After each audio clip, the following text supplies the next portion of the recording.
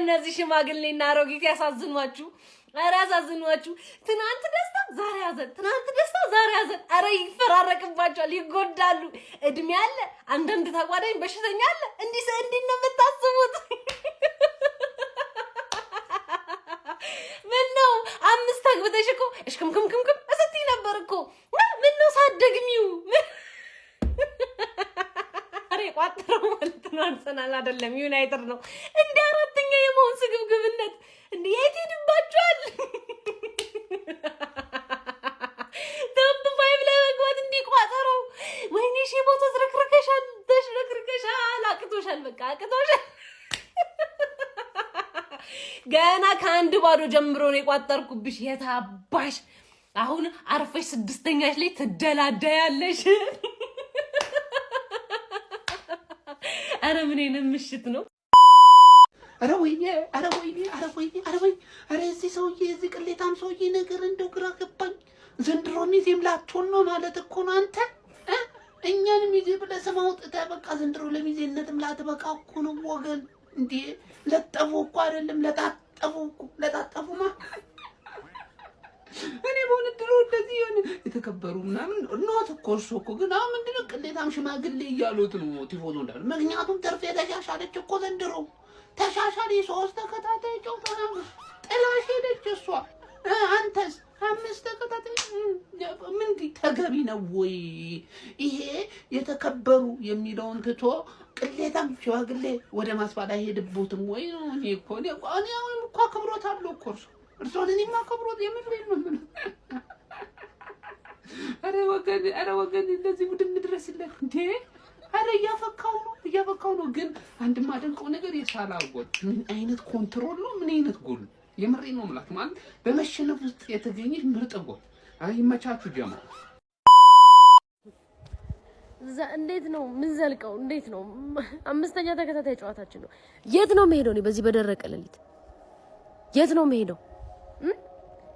መሄደው ዘለቅናት የማንቸስተር ዩናይትድ ደጋፊዎች ልምዳችሁን አካፍሉ እንዴት ነው ያው ሁሉ ስቃይ የቻላችሁት እኔ ተከላካይ አይደለም ዳኛ አይደለም ፎርሜሽን አልቻለም በቃ 3-1 እንኳን እየተመራን ማለት ነው እነሱ እየተመሩ ነው የሚመስሉት በስማሚ ጎል ራባቸው ታጥቂን ትችላላችሁ በዚህ አጋጣሚ የማንቸስተር ደጋፊ እኔ ማን ላይ ነው የምንጫነጨው ማን ላይ ነው የምጮኸው ማን ላይ ነው ማለቅሰው ወይኔ ሳምንቱ ሙሉ የሊቨርፑል ደጋፊ ሸንፈናል ዳኛ ነው እኛን ያሸነፈው ዳኛ ነው ዳኛ ደግሞ ዳኛ በቃ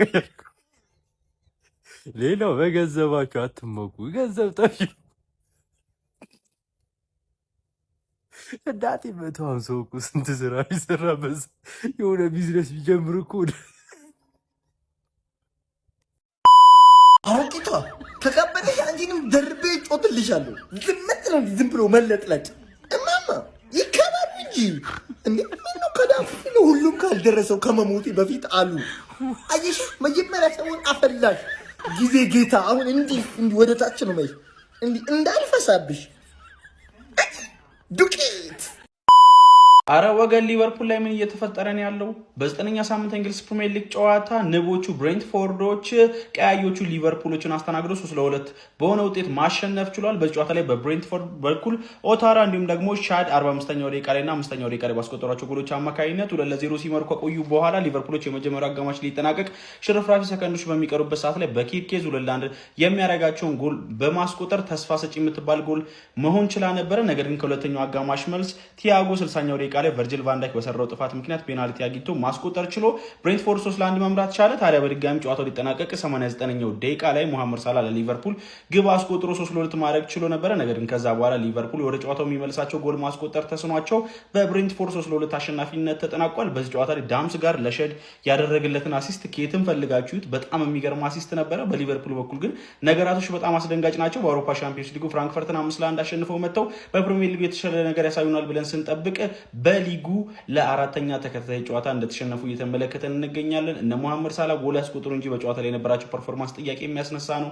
እነ ፍሎረን ቪርትዝ አሁንም ከቡድኑ ጋር እየተዋሃዱ ያሉበት መንገድ ጥያቄ የሚያስነሳ ነው። ጥሩ ፐርፎርማንስም አሳይቶ አልነበረም ተቀይሮ የወጣው። እንዲሁም ደግሞ ሌሎች ተጫዋቾችም በጨዋታው ላይ ጥሩ የሚባል ፐርፎርማንስ አሳይተዋል ብሎ ለመናገር በጣም አስቸጋሪ ነው። ሶቦዝ ላይ ብቻ ነው በየጨዋታው በዘንድሮው የውድድር ዓመት በሊቨርፑል በኩል እያሳዘነኝ ያለው። በተሰለፈበት ቦታ ሁሉ ምርጥ ሆኖ ነው ፐርፎርም የሚያደርገው። ኤኒዌይ ግን ሊቨርፑሎች ብሬንትፎርድ ላይ ተደጋጋሚ የሆነ ጥራቱን የጠበቀ ሙከራ ለማድረግ እንኳን በጣም ተቸግሮ ነበር። በግብ ዕድል በመፍጠር እንኳን ብሬንትፎርዶች የተሻሉ ነበሩ። በሊጉ ሊቨርፑል አሁን ላይ በ15 ነጥብ 6ኛ ደረጃ ላይ ተቀምጧል። ለማንኛውም ስለ ሊቨርፑል ምን ትላላችሁ? አናዘር ዋን ፕሪሚየር ሊግ ላይ 4 በተከታታይ ተለጠፍሽ ማለት ሼባው ፍሎሪያን ቨርትዝ ከጀርመን ቡድን ጋር እኮ ነው ከመጣበት ቦታ አሲስት እንዲታረግ ከመጣበት ቦታ እኮ አቦ ፕሪሚየር ሊግ ማን ላለመውረድ የሚጮት ቡድን ብሬንትፎርድ ፕሪሚየር ሊግ እና ኤንትራንስ ፍራንክፈርት ሚለያይ እንደሆነ አሳይሽ። ምንም የተስተካከለ ነገር የለም አልኩኝ እኮ 5-1 አሸንፋችሁ ምን አለበሉ የተስተካከለ ነገር የለም። ሳላ ኤፍሲ እንደሆንሽ ማረጋገጫው እሱ እንደውም ማለት ኤፍሲ ብቻ ሳይሆን ማኔጀራችሁ ሳላ አይቀየርም። ስሎት የመቀየር ስልጣን አልተሰጠውም። አዲሱ ኮንትራት ላይ አትቀየርም፣ ስትፈልግ ብቻ ነው የምትቀየሩ ተብሏል። እንዳትጃጃል አንድ ጎል አግብቶ ከፈለክ ደረሰኝ አመጣልሃለሁ። አፍሪካዊ እንዳታምን ለኮንትራት ነው የሚጮተው። እኛ ፓርቲ ላሻል ነው። ለዚህ ነው በ30 ደቂቃ ውስጥ ያረጅብሃል። የኛ ቀልብ ውስጥ መግባትሽ በቃ አርሰናል ቀልብ ውስጥ በተለይ የኔ ቀልብ ውስጥ ከገባሽ ክፉ ነው። በቃ ክፉ ላይፍ ሃርድ ነው የሚሆንብሽ። ከሱም ሳያንስማ ከዩናይትድ በታች ነሽ። 5 ነጥብ ከ4 ጌም በፊት 5 ነጥብ የምትበልጭ ነበር። ሁላችንንም ዩናይትድን ተዩ እኛን ራሱ አንደኛ ላይ ያለ ነው 5 ነጥብ የምትበልጭው የነበርሽው አሁን ከዩናይትድ በታች ነሽ በ9 ጌም ውስጥ ገባሻል። አቦ ሲያረካ ደግሞ በእና አንዳችሁ ስትወርዱ አንዳችሁ ተስተካከላላችሁ፣ አንዳችሁ ተስተካከሉ። ሁሌ እኔ መረግጠው አናዘር ዋን ምለው አለኝ። ሲያረካ ነው ምልሽ አባቴ።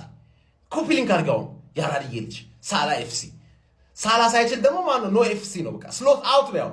ሳላ ይችላል አይችልምና ተከራከሩ። እስኪ ልስማችሁ፣ ተከራከሩ እርስ በርስ።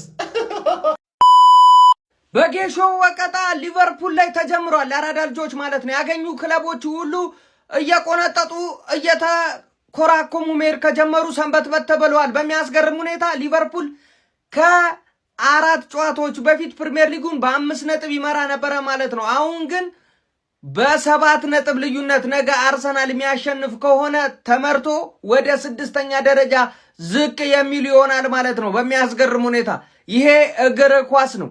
ማን ላይ ማነታች እንደሚሆን ማወቅ የምትችለው 38ኛው ሳምንት ላይ ብቻ ነው ማለት ነው። ይሄ ዳምስጋርድ የሚባል ተጫዋች ምን ጉድ ነው ጎበዝ! ምን ሊዮኔል ሜሲ ፓስ እንደዛ ይቻል ማተ ምን አይነት አሲስት ነው ያደረገው? ሜዳ ውስጥ የሚሰራው ስራ ምንድነው? ምን ጉድ ነው ነው ምን ካየው ይሄ እጁም እግሩም ኮርና የሚያሻማ ብቸኛው ግለሰብ ነው። ከየትኛውም በኩል ማለት ኮርና ያደርጓል እጁ። ለማንኛውም ብሬንፎርድ ማለት ነው በሚያስገርም ሁኔታ ሊቨርፑልን 3-2 በሆነ ውጤት አሸንፎታል ማለት ነው። ምንም ጥያቄ የለውም። አርኒ ስሎት እጅግ በጣም ከባድ ችግር ውስጥ ገብተዋል። ሼር ኮፒ ሊንክ እያደረጋችሁ ሀሳብ አስተያየታችሁን ኮሜንት ላይ አስቀምጡልኝ። አዳዲስ ሰዎች የፕላስ ምልክቶ እናንተ ነች።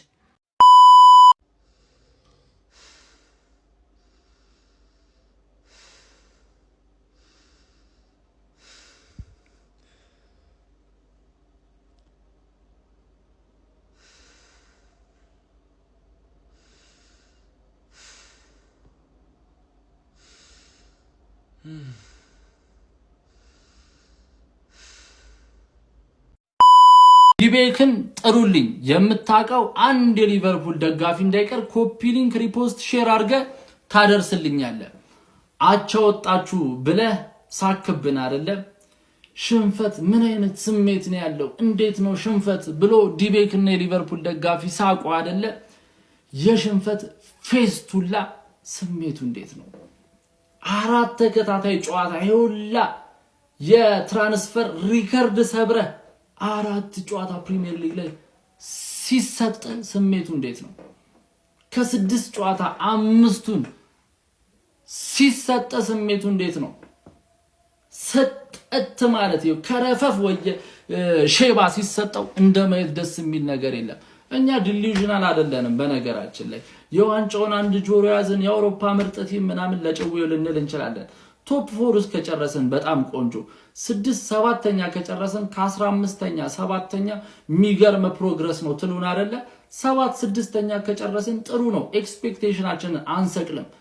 ሲዝኑ ሲጀመር ግን ሃይተቱ ቲቲኬ፣ አይዛክ፣ ፍሎሪያን ቪርዝ ኦረ ኬርኬዝንና ፍሪምፖንግ ጨምሮ ዋንጫ አይደለም ቡሌ ቀሮም እየተባለ ሲወራለት የነበረው ከረፈፍ ሽማግሌ ከማንቸስተር ዩናይትድ እግር ስር ነው በ9ኛ ሳምንት የሚገኘው። ማን ያምናል? ይሄንን ማን ያምናል? ይሄ ማን ዩናይትድ ነው። እና ዲቤክ 5 ጨዋታ 4 ጨዋታ ሲሰጥህ ያለው ስሜት እንዴት ነው? ይንገረን ኮሜንት ላይ። የሊቨርፑል ተጫዋቾች ንገሩን፣ የሊቨርፑል ደጋፊዎች ማለት ነው። ወያላም የምነግርሽ ነገር ነገ ፓላስን ብታሸንፍ ይሻልሻል።